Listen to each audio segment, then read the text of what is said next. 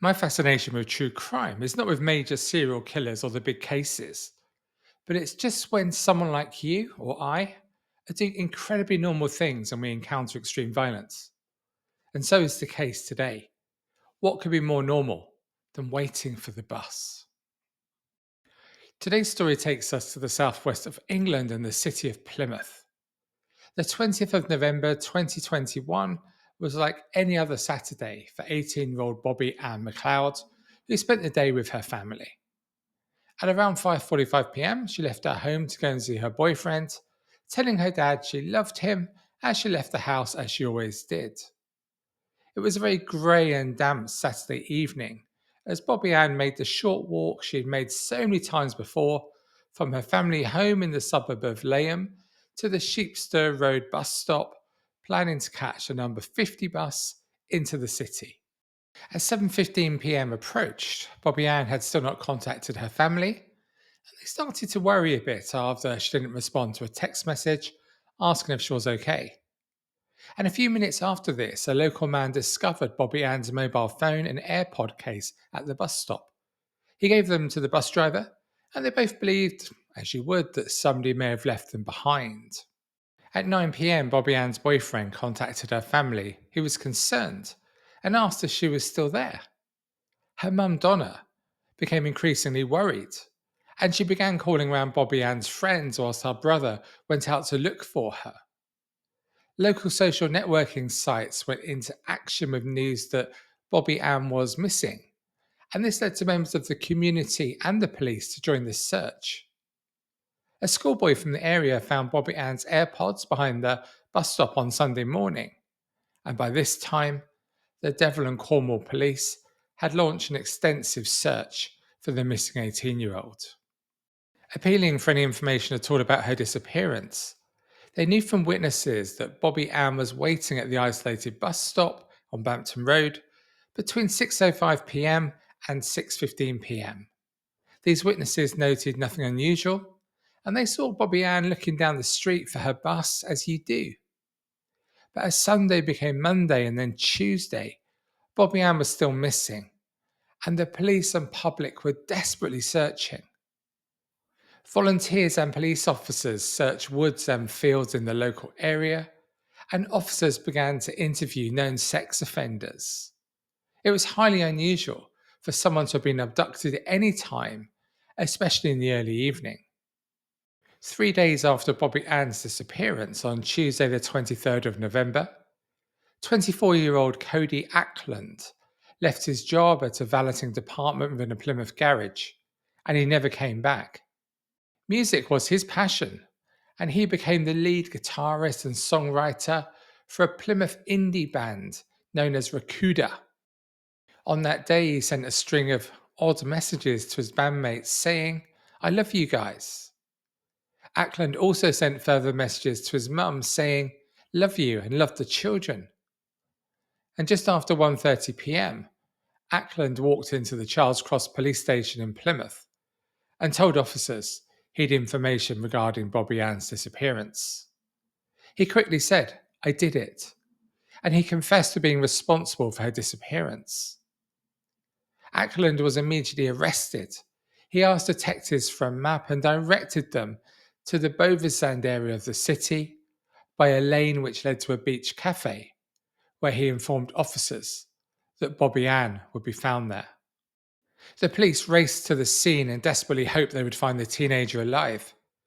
But at about 3:45 p.m., tragically, detectives found her naked body, face down, within undergrowth about 15 feet down a steep incline, halfway down the densely wooded lane. She died from multiple injuries to her head and face, inflicted during what was clearly a prolonged and frenzied attack. There was lots of forensic evidence with Ackland's car covered in Bobbi-Anne's DNA, with blood and blood spatter found throughout the vehicle. Following several disturbing police interviews, the horrifying details surrounding Bobbi-Anne's murder were uncovered. Detectives described the killer as nervous, passive, and revealed how Ackland was playing with his hands. He seemed very pale. He got his duty solicitor to read out a statement which said, I'm solely responsible for the death of Bobbi-Anne. The killer went on to say he'd never met Bobbi-Anne before. He did not know her name before going on to explain how he kidnapped her from the bus stop and left her body in the woodland.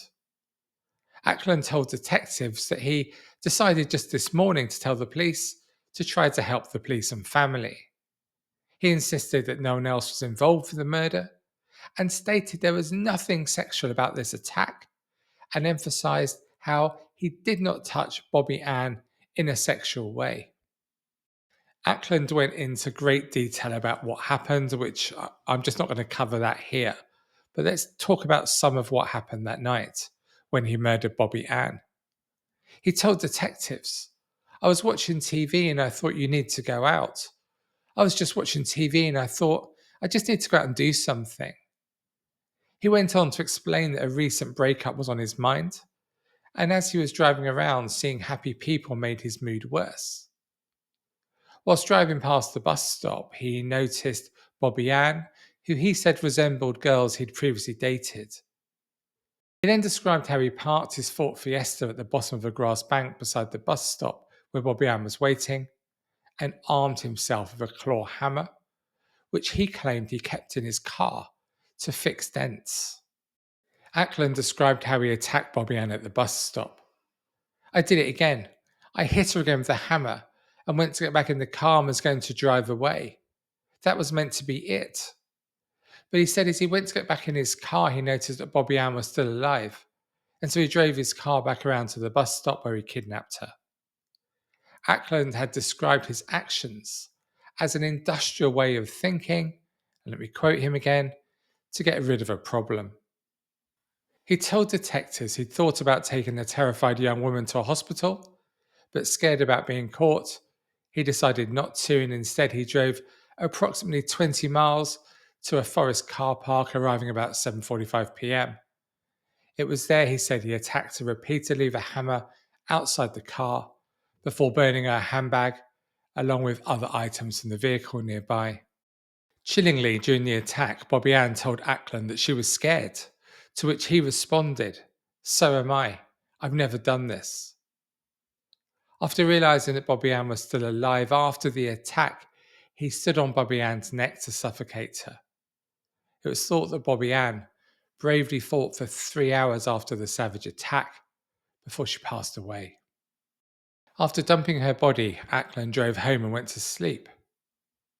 The following day, Sunday the 21st of November, at home he closely monitored social media regarding Bobbi-Anne's disappearance.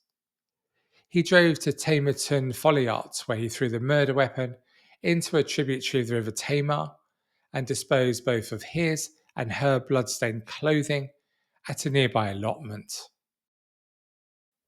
The murder weapon has never been discovered. Ackland then spent the rest of the Sunday afternoon socialising with friends, eating pizza, and practicing with his band before drinking into the early hours at a pub lock-in. Those who saw Ackland that evening described him as happier than usual, stating that he was only normally this happy when he was preparing for a gig. Ackland would later tell a psychiatrist that all the feelings of depression he'd had before murdering Bobbi-Anne had vanished, saying, as if the violent act had rid him of these feelings. So just who was this man? Ackland was born in Paderborn in Germany in 1997, where his dad was posted as a soldier. His parents split up when he was a child, and he went to live with his mum in the Southway area of Plymouth.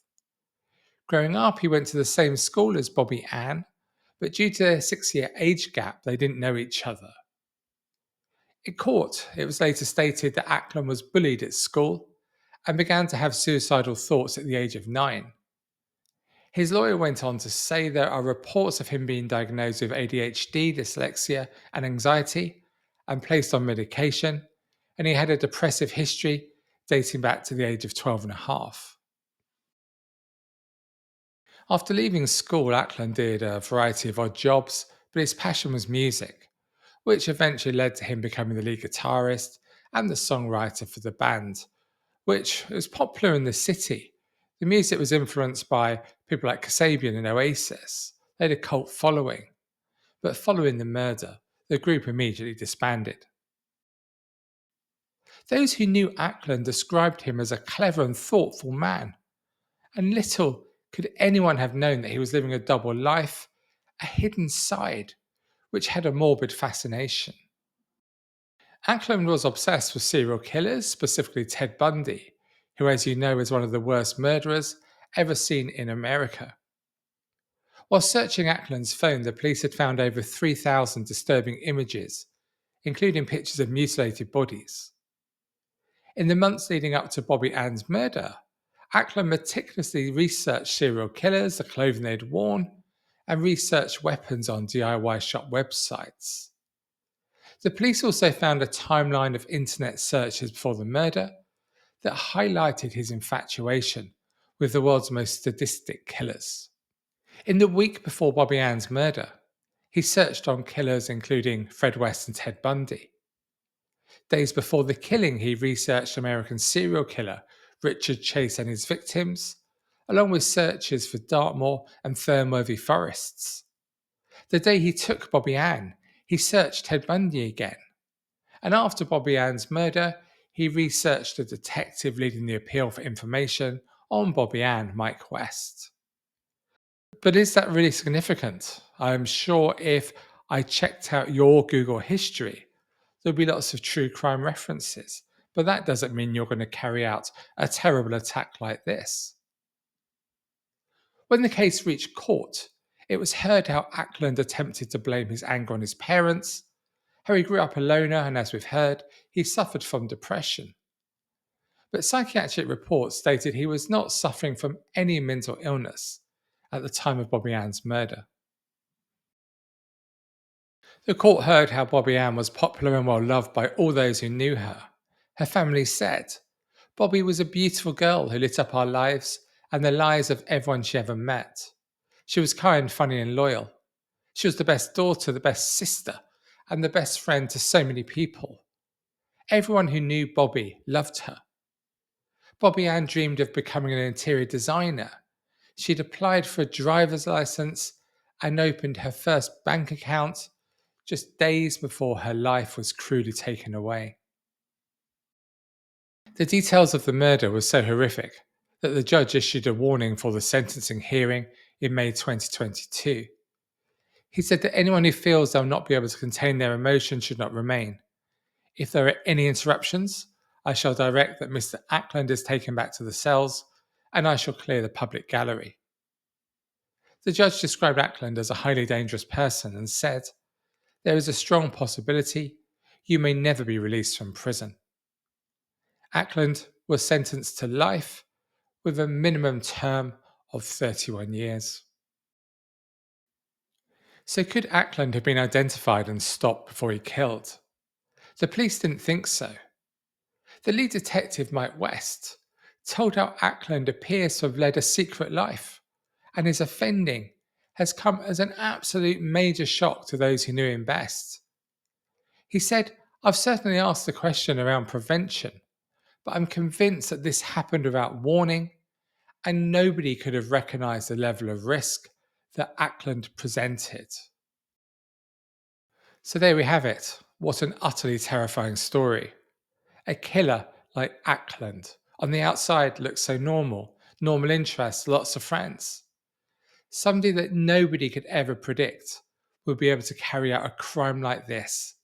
And yet he was able to murder a total stranger with such violence in the way he did with no warning at all. And it was never fully clear to detectives just why Ackland chose this day to kill for the first time and why he chose Bobbi-Anne, who at 18, she was on the cusp of life, she had everything to live for, and she was simply waiting for the bus. If you found this video of interest, please do watch one of my others. Until next time, I've been Adam Lloyd.